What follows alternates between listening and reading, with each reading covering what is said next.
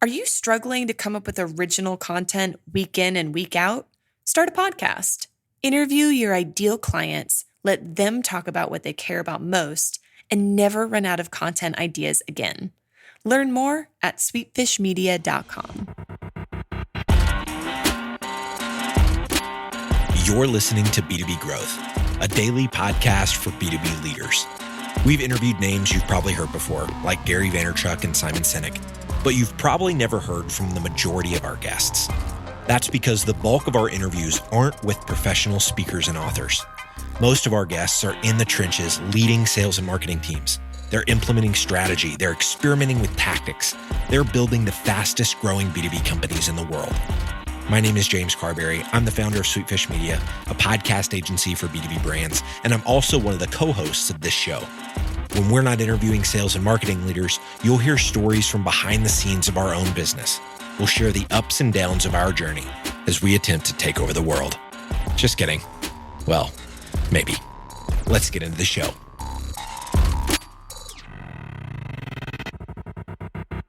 Okay, gentlemen, welcome to this episode of #Prospecting on the B2B Growth Show. Really excited to have you both. For the listeners, we've got Randy and Ken from Span the Chasm, excellent sales training organization who are doing some pretty unique things for their own team, doing their own sales efforts, and they're going to share with us today a little bit about what they do. First of all, Randy, if you do that, and then share how you guys are competing head-to-head, what you guys are doing to change the game for yourselves and then for your customers. Absolutely. So Rex, great to have you on. Love what we do at Span the Chasm, serving the needs of the B2B community, helping them drive sustainable sales growth. What Ken and I are doing, because everything that we do is field tested, what Ken and I are doing is we're doing bare knuckles, him against me for the next 6 months of pipeline build. We all hear about pipeline. You know, what are we doing? Is it automation? Whatever is it, personal emails and stuff like that. So we're going old school, new school. Me being the older person, I'm going old school, and I'm going to use my referral network and emails and stuff like that. And Ken's going to use all the automation tools he can eat. So we're really looking forward to monitoring this, and would love to give you an update at 90 days and at 6 months. But I think the reason behind this is very important. So Ken, you want to share, some of the reason why we're doing this for the community?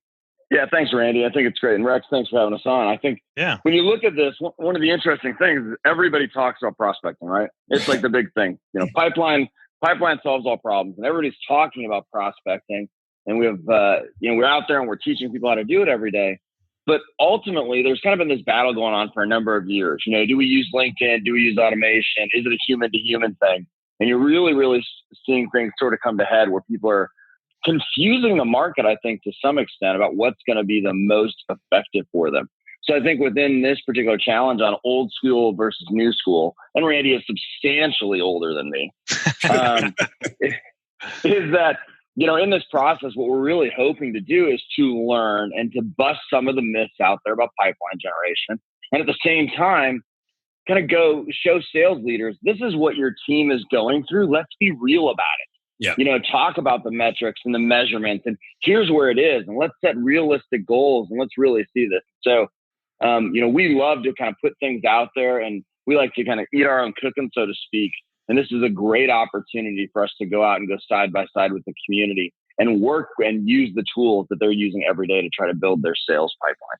Yeah, and I'd like to dig into some of that. And one of the reasons, just to kind of add some context to this conversation for the listeners, one of the reasons I was most excited to bring you onto the show and have you both discuss why this is valuable for everyone to be paying attention to is that you're not a vendor with a dog in the fight, as it were. Like, you do sales training, sure. Like there's some enablement, some coaching, there's some things that you do, but it's not one very clear methodology that involves a technology, or you're not a tech vendor. You don't sell data. Like, there's nothing that you are aiming to get out of this other than knowledge, which I think is what we all aim to get out of this. So excited to hear that. Now, break it down for me, guys. How much of your time are you going to be spending prospecting? And does it differ based on what methods you're using? Like, Randy, are you going to be spending half your time, and Ken, you're using a third of your time because you've got automation, or how are you guys breaking it down? Yeah, that's a great question. And one of the things, we're going to be keeping a log of this too. We're going to be publishing a blog here with a weekly update. So we'll send you that link if you want, and you can share that with your peeps so that people can see what's going on. We're both really busy. And one of the things that I am already finding myself bumping my head in against is I run a company. So there's some of the stuff I've got to do on that side. And I sell and deliver. So there's a bunch of stuff I got to do on that side. I'm already finding it hard to find the time because I'm one-on-one, right? It's me calling you, Rex. So I've got to find that green time where I can do that. I'm already bumping against this. Ken, on the other hand, I'm going to speak for him. The other day, he's like in jury duty, right? Waiting to do whatever. And he's like, yeah, I've got these sequences running right now while I'm in jury duty. So he's in jury duty and he's actually doing his work. So there's going to be a lot of neat stuff that we figure out about this process with time management, things like that. How much time I would love to dedicate 10 hours a week to this. That is going to be clearly very difficult. And to do the job that I want to, I think I'm going to have to be able to find a way to get to that. Whereas Ken's going to be able to do all his stuff. Ken, I'll let you go talk about what you're doing. Yeah, I think ultimately once, we've started some stuff and we'll talk about a little bit of what I've done so far. But I think ultimately once I've set up, the ideal client profiles and I have those geared in, quite frankly, it's an hour a week. Not including the actual phone calls that I'm having, which I've already been lucky enough to have a couple. It'll be an hour a week. In the beginning, we're talking about prospecting, right? Booking the meetings. Yep. So you're not counting the time that's actually holding the meetings, doing the follow-up. Let's just assume that this is, net new business to get in the door, first conversation. Yep. Yeah, 100%. So it's the time of putting things in place to actually do the prospecting itself. Now, clearly after that, the good news is as people come into the pipeline, you commit more time and resources to them. But from the standpoint, Randy's going to go to some meetings where, he's going to take his network that he's trying to mobilize and he's going to go spend a half hour driving to Starbucks. And he's going to spend an hour with somebody and a half hour driving home. And he's going to find out that 2 hours was a net negative for him because unfortunately that person isn't able to help. So, I've got some resources and some scale and leverage here that I can apply that he doesn't get to apply in the old school methodology.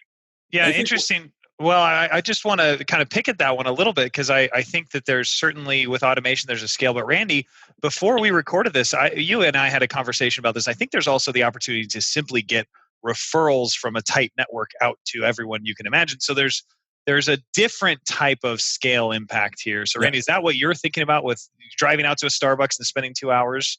Yeah, so I'm gonna mobilize my first degree network into my second degree network as much as possible. I'm already going through. Like, I'm not going to be using LinkedIn Navigator to be building lists to call people, but I am going to be using LinkedIn to say, hey, Rex, who do you know that looks like our ICP? And I think there's one thing, one of the things that's becoming very, very clear to Ken and I this has always been the champagne that we drank from, but the importance of doing this effort, whether it's through automation or whether it's through more personalized touch, you got to be hunting in your ICP. You've got to be inside your ideal client profile. If you're spending time outside that, no matter what tool or process, it's a wasted effort. But yeah, I'm mobilizing my first and second degree network, reaching out that. I've got my campaign set up to kind of kick off here in a little bit. Ken's got his automation going on. I will have to be wise. It's clear to me already. I'm going to have to be very wise with where I invest my time. I'm not going to be spending any time. I'm going to be investing my time because I'm going to have to get an ROI because my minutes, my time slices are going to be so finite that I have no choice but to make sure that they're going to be highly productive. Yeah, that makes sense. So we've talked a little bit about the velocity. Like, hey, obviously, Ken, you're going to have a higher velocity. Randy, you're going to be slower velocity or lower velocity. In terms of the volume overall, I imagine there's a similar correlation here, right? Randy, do you have a sense of how many people you're going to try and reach out to? Ken, do you have a sense of that?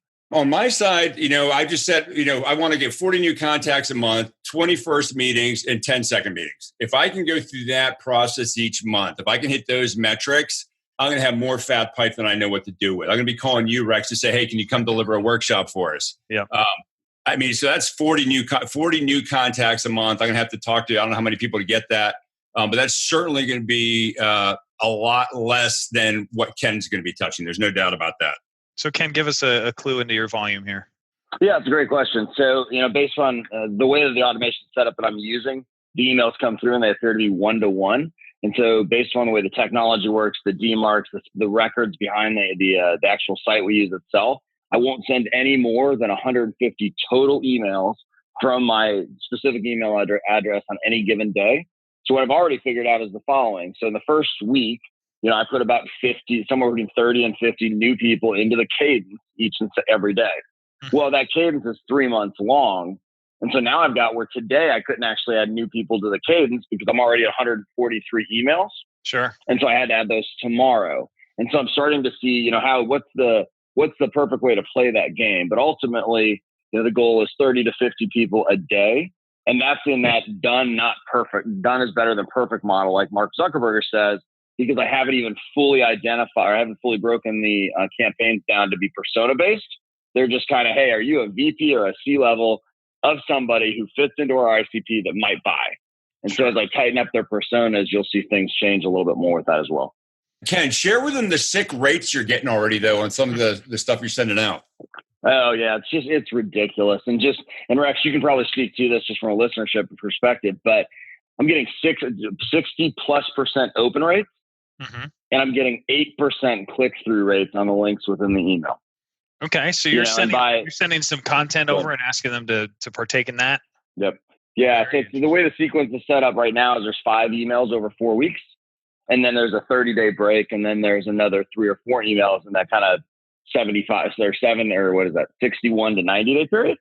But yeah, so it's been ridiculous when you think about it. Email marketing to a list that says, hey, please send me stuff. You only get 20% open rates. You might get 2% click-throughs. I mean, so it does show with good messaging, good subjects, relevant things, people will actually partake of your prospecting efforts. Yep. Yeah, that makes a lot of sense. Now, can you guys talk to us a little bit about your ICP? Not for any reason other than for us to understand who is it that's opening at 60%, who's responding at that rate. And so maybe, Ken, you speak to this first, and then Randy, how you're finding those people through your activating your network. Yeah, perfect. So yeah, and the way we've done it right now, like I said, we haven't tightened it all the way up, which will be the next level of testing. All this is about testing. But currently it's pretty general. It's people in companies from 50 to 500 employees. I'm looking for VP and above, something to do with the sales function or in the C-suite. And primarily we're looking in kind of professional services, information technology, SaaS, mostly tech industries. Yep. And so that's kind of how we've tightened it up right there. And from there, believe it or not, I'm still getting those great rates just being focused on their issues. Sure. And so I'm curious why the technology companies, is it a matter of these are ideal for you? Because I want to dig in a little bit here, because this can help people who aren't very specific with their swim lane or their ICP, that there's something to this. Perhaps maybe it's the psychographics of, hey, these are people who are thinking about scale. And so they're investing in growth. And that's something that you guys look for. Or what was it about those industries in particular? I think if you look where Span the Chasm has served well over time, Rex, Ken and I understand we come from a SaaS technology software kind of a background. Sure. That's where our scar tissue is. And one of the things that we want to make sure that we do is that every engagement is going to be referral quality work at the end of it. That requires a certain sense of expertise and things like that. So we have found over time that the more we focus on our ICP and the more we stay inside of that, the tighter we are in our ICP, the higher our net promoter score is on the work that we do. You start getting outside of that, like inside our ICP, our net promoter score is 94, 96. Outside of that, it starts getting into the 80s and things like that. And that's still great, but we really want to make sure that we're serving deeply. So our messaging, we can light that VP who's selling a SaaS solution into the financial services space. I've been there. I have got the scar tissue. I have been toe to toe with that CIO, exchanging blows. I know what that feels like, so I can bring real value there to help them be successful. So I think it's that, your vibe attracts your tribe. And we want to be very clear that we're attracting people that we're going to be able to serve in a very, very rich and meaningful way, not have some half-assed engagement. Yeah, that makes sense. So Ken, it's pretty clear how you're going about this. You're building your list, you're building your sequencing, you're sending out messaging, you're following up with folks, having conversations. That's great. Randy, this is different for somebody who's looking at their first degree network. They're not looking for those folks selling to the CIOs. You're looking for somebody who knows somebody selling to the CIOs. Like you're a layer deeper in terms of how you find those people. How are you going about it? Yeah, so I'm a rule of threes guy, right? So, Rex, if I know you and you're in my network, I'm going to reach out to you and you're going to get an email from me and then a phone call from me. I've got my cadence mapped out. I've got a 13 touch process over 21 days that I use.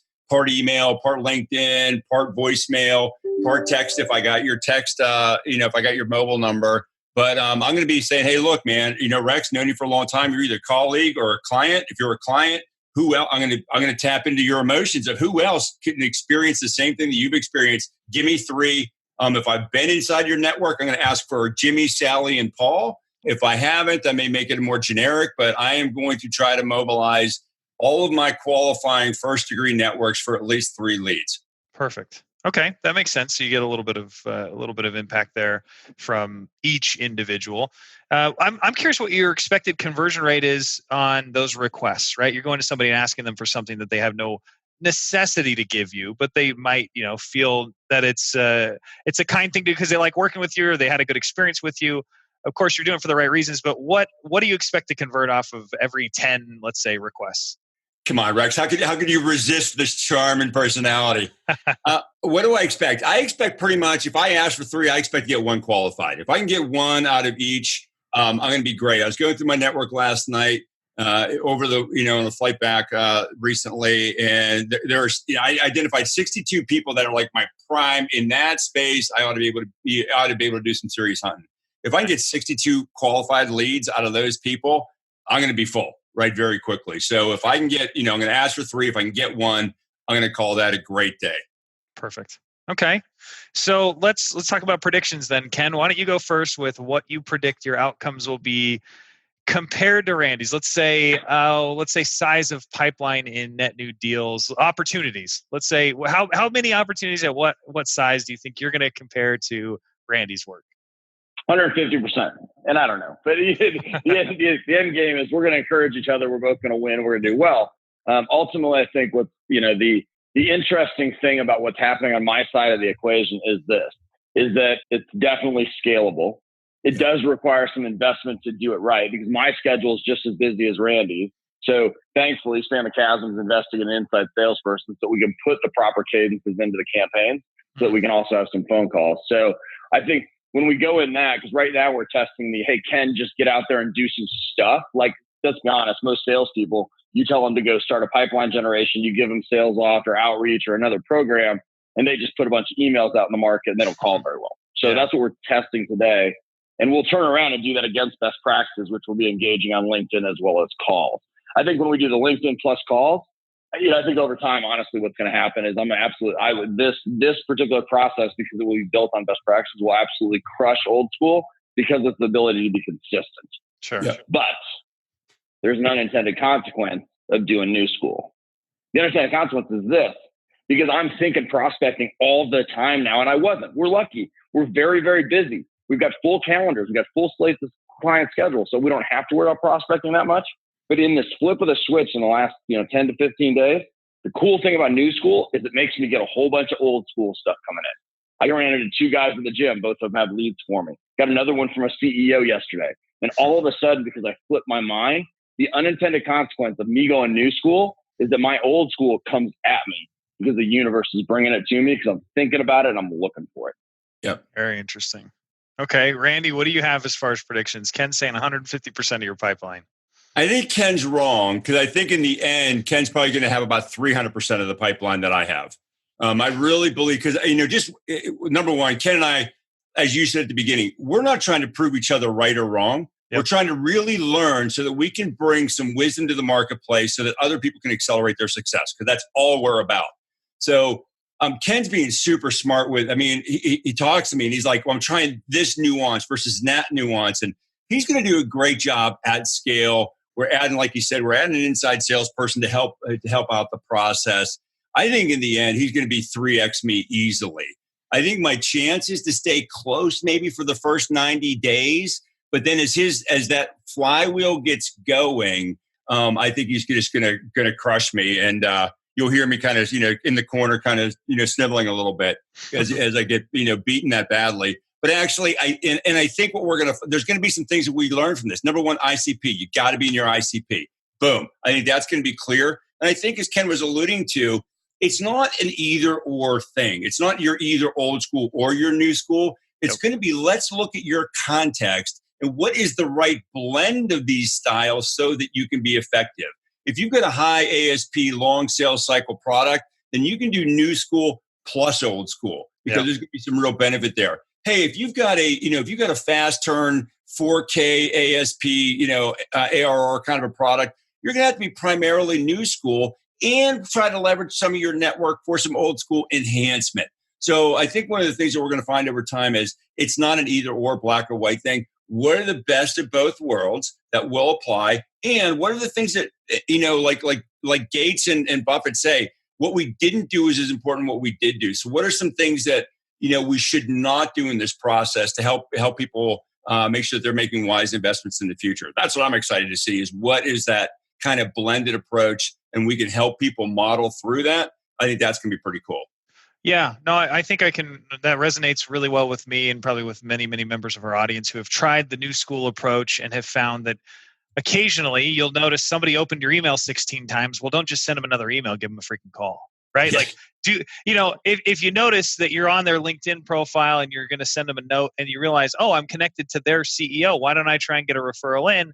Why wouldn't you do it? You'd be a fool not to try the extra effort to do that thing that's going to get you further along, that comes from the old school. And similarly, in the old school, well, you just mentioned that you've got a 13-step cadence. Heck, I might put that into a cadencing tool, not automate the heck out of it, but I might put it into a list so I don't forget to do step 12.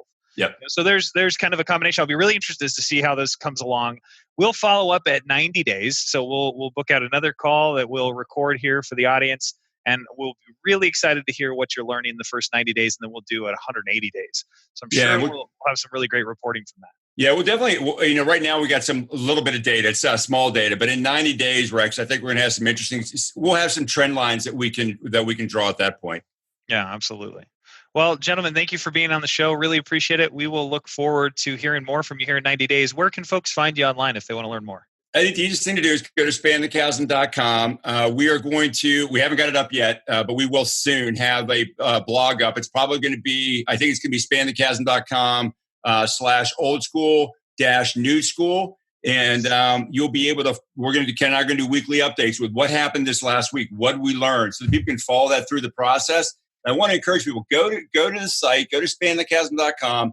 Drop your contact information on there, because if anybody in our database is going to get a copy of the white paper at the end of this, I think there's going to be a lot of rich learning. Again, because we're not trying to prove one theory or another. We're really trying to, almost like Mythbusters, as Ken said, we're trying to break some of these myths and help people really see a different way to look at prospecting, because pipeline solves all problems. And it's one of the first things that so many people get scared about and move away from. And we want to help people through that process. Very good. Very good. All right, guys, we'll look forward to it. Thanks for being on the show. We totally get it. We publish a ton of content on this podcast, and it can be a lot to keep up with. That's why we've started the B2B Growth Big Three, a no-fluff email that boils down our 3 biggest takeaways from an entire week of episodes. Sign up today at sweetfishmedia.com/big3. That's sweetfishmedia.com/big3.